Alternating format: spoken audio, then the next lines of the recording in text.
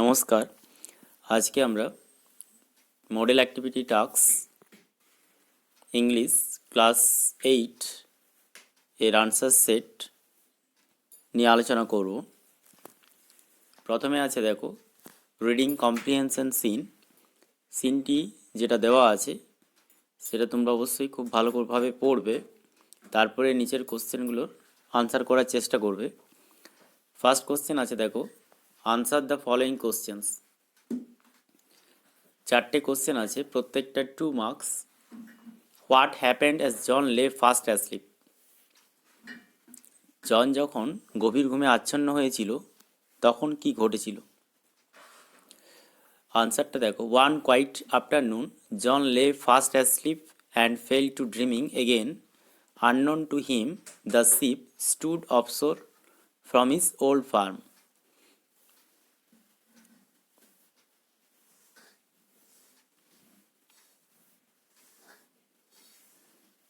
এবার আছে দেখো নেক্সট কোশ্চেন,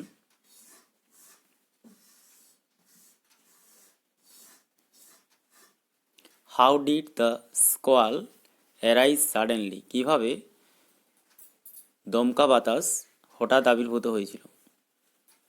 আনসারটা দেখো, in John's dream the seasons turn rapidly and as each turned so did John in his bed.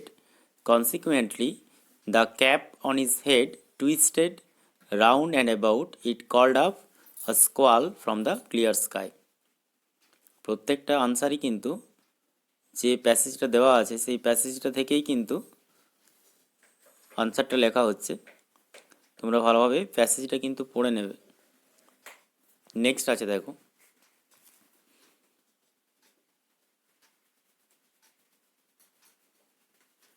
Next question দেখো, describe the condition of the ship in the স্কোয়াল। দমকা বাতাসের মধ্যে জাহাজের অবস্থা কেমন ছিল সেটা বর্ণনা করতে হবে। আনসারটা দেখো, in the squall the sails were torn and the spars were snapped by the violent wind.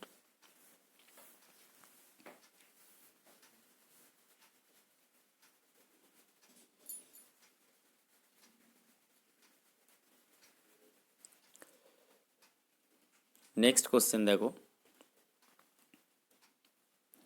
what did the sailors do to stop the squall? দমকা বাতাসকে থামানোর জন্য নাবিকেরা কি করেছিল। আনসার হচ্ছে, the sailors shouted in anger and fear and tried to rid the cap of his head.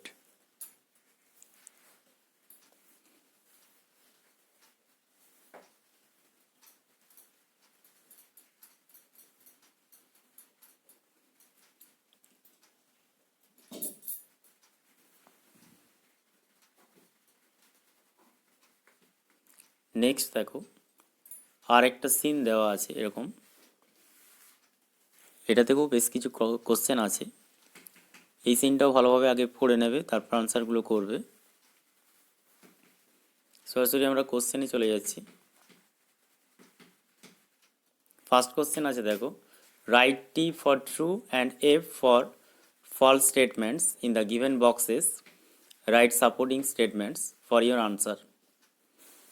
True false লিখতে হবে, তার সাথে অবশ্যই সাপোর্টিং সেন্টেন্স লিখতে হবে। ফার্স্ট কোশ্চেন দেখো, it was around 8:30 PM when Dwijen reached their house at Elgin Road. তাহলে এটা অবশ্যই ট্রু হবে, আনসারটা ট্রু। সাপোর্টিং স্টেটমেন্ট দেখো, on 16th January 1941 Sisir finished his dinner early and drove to Elgin Road around 8:30 PM. তাহলে আমরা এটা ট্রু, কারণ এখানে দেখো অ্যারাউন্ড 8:30 PM, এখানেও দেখো অ্যারাউন্ড 8:30 PM, তাই তো? তার জন্য এই আনসারটা কিন্তু অবশ্যই ট্রু হবে। নেক্সট দেখো, নেক্সট কোশ্চেন দেখো, Sisir was the only person who knew about the plan of escape.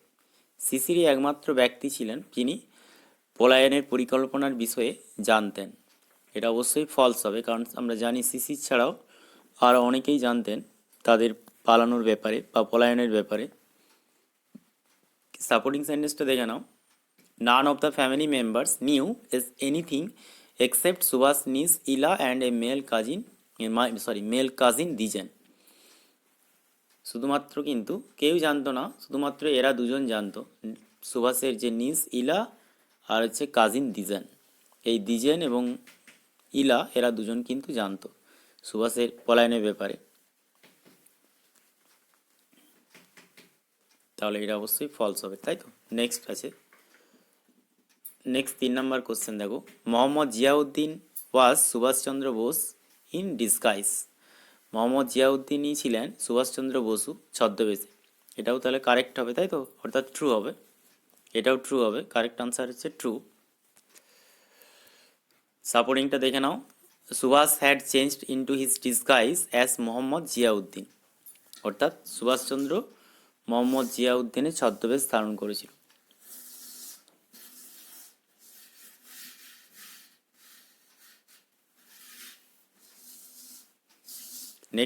Next question দেখো।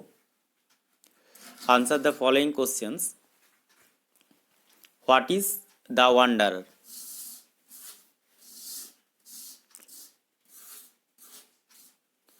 What is the wanderer? আনসারটা দেখো। The wanderer is a car by which Subhash Chandra Bose escaped from the home arrest and move to Germany. Wanderer ছিল একটা কার, motor গাড়ি, যেটার সাহায্যে সুভাষচন্দ্র বসু তার যে গৃহ কারাগার থেকে সে পলায়ন করেছিল, অ্যান্ড মুভ টু জার্মানি, এবং জার্মানি গিয়েছিল। এবার নেক্সট কোশ্চেন আছে দেখো। Which persons of the Bose family knew about the great escape of Subhash? Bose পরিবারের কোন কোন ব্যক্তিরা সুভাষের মহান পলায়নের ব্যাপারে জানতেন? আনসার দেখো। Subhash niece Ila, a male cousin Dwijen and Sisir knew about the great escape of Subhash, অর্থাৎ সুভাষের পলায়নের ব্যাপারে তিনজন ব্যক্তি জানতেন, ইলা, দিজেন এবং হচ্ছে সিসি, তাই তো। নেক্সট কোশ্চেন দেখো।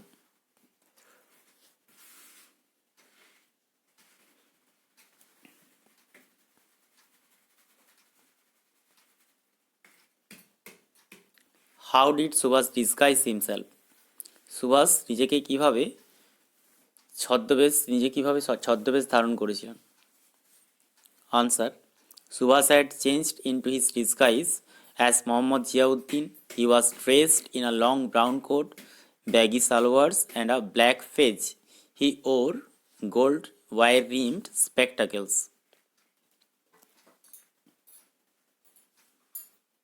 Next question. Grammar and vocabulary. এরপর গ্রামার অ্যান্ড ভোকাবুলারি নিয়ে আলোচনা করব। ডু অ্যাজ ডাইরেক্টেড, দেখো ফার্স্টে আছে do as directed. Every morning he has to go for a walk. Underline the infinitive used in the sentence. বাক্যে infinitive form use করা হয়েছে, সেই ইনফিনিটিভ ফর্মটাকে আন্ডারলাইন করতে হবে। তাহলে এখানে ইনফিনিটিভ কি কোনটা হবে? To go. টু গোটা হচ্ছে ইনফিনিটিভ ফর্ম, অর্থাৎ টু গো আন্ডারলাইন করতে হবে। নেক্সট কোশ্চেন দেখো। Nowadays, supply of food grains is abundant. Abundant underline আছে। Replace the underline word with its antonym. Antonym মানে অপোজিট, অর্থাৎ অ্যাবান্ডেন্টের অপোজিট কী হবে? আমরা জানি অ্যাবান্ডেন্ট মানে প্রচুর, এর বিপরীত কী হবে? স্কার্স, SCARCE। এটা হচ্ছে antonym, SCARCE, scarce. Next question দেখো। This is the place where Rabindranath was born. Underline the main clause and circle the subordinate clause. Main ক্লজের নিচে দাগ দিতে হবে। Underline the main clause and circle the subordinate clause. তাহলে এখানে main clause কোনটা হবে? এখানে মেন ক্লজ হচ্ছে this is the place, this is the place. আর সাবঅর্ডিনেট ক্লজ হবে হোয়ের থেকে বাক্যের বাকি অংশ, অর্থাৎ where Rabindranath was born. Where Rabindranath was born, এটা হচ্ছে সাব ক্লজ। তাহলে এক্ষেত্রে মনে রাখবে এখানে আন্ডারলাইন করবে মেন ক্লজ যেটা, সেটা আন্ডারলাইন করবে। তাহলে আমরা মেন ক্লজ কি আছে, দিস ইজ দ্য প্লেস, এটা আমরা আন্ডারলাইন করলাম। ঠিক আছে, এরপরে যেটা সাবঅর্ডিনেট ক্লজ আছে, সেই সাবঅর্ডিনেট ক্লজকে কি করতে হবে, সার্কেল করতে হবে। হোয়ের রবীন্দ্রনাথ ওয়াজ বর্ন, এটাকে সার্কেল করতে হবে। Next, the news that shocked me prove false, identify the type of clause used in the sentence. এখানে যে ধরনের ক্লজ ব্যবহার করা হয়েছে বাক্যে, সেটাকে আইডেন্টিফাই করতে হবে, অর্থাৎ চিহ্নিত করতে হবে। তাহলে এখানে দেখো দ্যাট শকড মি, এটা হচ্ছে নাউন ক্লজ, এটা একটা সাবঅর্ডিনেট ক্লজ। সাবঅর্ডিনেট ক্লজকে আবার 3 ভাগে ভাগ করা হয়, তার মধ্যে এটা হচ্ছে নাউন ক্লজ। নেক্সট আছে দেখো, by this time next year Diya will be attending our university classes, read the following sentences using future perfect tense. তাহলে এই বাক্যটা দেওয়া আছে কিন্তু ফিউচার কন্টিনিউয়াস টেন্সে, এটাকে ফিউচার পারফেক্ট টেন্সে পরিবর্তন করতে হবে। আনসারটা দেখো, by this time next year Diya will have attended, এটা হচ্ছে future perfect form, her university classes. Next আছে দেখো, classify the noun phrase, adjective phrase and adverb phrase of the following sentences. নিচে যে 6টি সেন্টেন্স দেওয়া আছে, সেই সেন্টেন্সগুলো থেকে নাউন ফ্রেজ, অ্যাডজেক্টিভ ফ্রেজ এবং অ্যাডভার্ব ফ্রেজ, এই 3টে ফ্রেজকে কি করতে হবে, আলাদা করে ক্লাসিফাই মানে শ্রেণীবিভক্ত করতে হবে। তাহলে আমরা প্রথমে নাউন ক্লজগুলো দেখে নেব। এখানে নাউন ক্লজ হবে দ্য স্পটেড পাপি, আর একটা হচ্ছে কোল্ড ব্লিক বাইটিং ওয়েদার। এখানে দেখো দ্য স্পটেড পাপি, এটা হচ্ছে নাউন ক্লজ, নাউন ফ্রেজ। আর একটা হচ্ছে কোল্ড ব্লিক বাইটিং ওয়েদার, এটা হচ্ছে নাউন ফ্রেজ। ঠিক আছে, এবার আমরা দেখে নেব অ্যাডজেক্টিভ ফ্রেজ। অ্যাডজেক্টিভ ফ্রেজ কোনগুলো হবে, অ্যাডজেক্টিভ হচ্ছে দেখো ভেরি এক্সপেন্সিভ, ভেরি এক্সপেন্সিভ, এটা হচ্ছে অ্যাডজেক্টিভ ফ্রেজ, ভেরি এক্সপেন্সিভ। আর একটা অ্যাডজেক্টিভ ফ্রেজ আছে দেখো, ফন্ড অফ সিঙ্গিং, এটাও অ্যাডজেক্টিভ ফ্রেজ। নেক্সট আমরা অ্যাডভার্ব ফ্রেজ দেখে নেব। এরপরে আমরা অ্যাডভার্ব ফ্রেজ দেখে নেব। অ্যাডভার্ব ফ্রেজ কোনটা, adverb phrase never in a million years, এটা একটা অ্যাডভার্ব ফ্রেজ। আর একটা অ্যাডভার্ব ফ্রেজ আছে দেখো, লেটার ইন দ্য ইভিনিং। তাহলে এখানে দুটো অ্যাডভার্ব ফ্রেজ আছে। ঠিক আছে, এখানে দেখো আলাদা করে লেখা আছে নাউন ফ্রেজ, অ্যাডজেক্টিভ ফ্রেজ আর হচ্ছে অ্যাডভার্ব ফ্রেজ। নেক্সট আছে চেঞ্জ ইনটু ইনডাইরেক্ট স্পিচেস, অর্থাৎ ন্যারেশন চেঞ্জ করতে হবে। My father said to me may God bless you, এটা হচ্ছে অপারেটিভ সেন্টেন্স। তার জন্য অবশ্যই প্রেড বা উইশড লিখতে হবে রিপোর্টিং ভার্ব হিসাবে। My father prayed that God might bless me. ঠিক আছে, নেক্সট আছে দেখো, the police officer said don't go there, এটা ইম্পারেটিভ সেন্টেন্স। তাহলে আনসারটা কী হবে, the police officer ordered not to go there, the police officer ordered not to go there.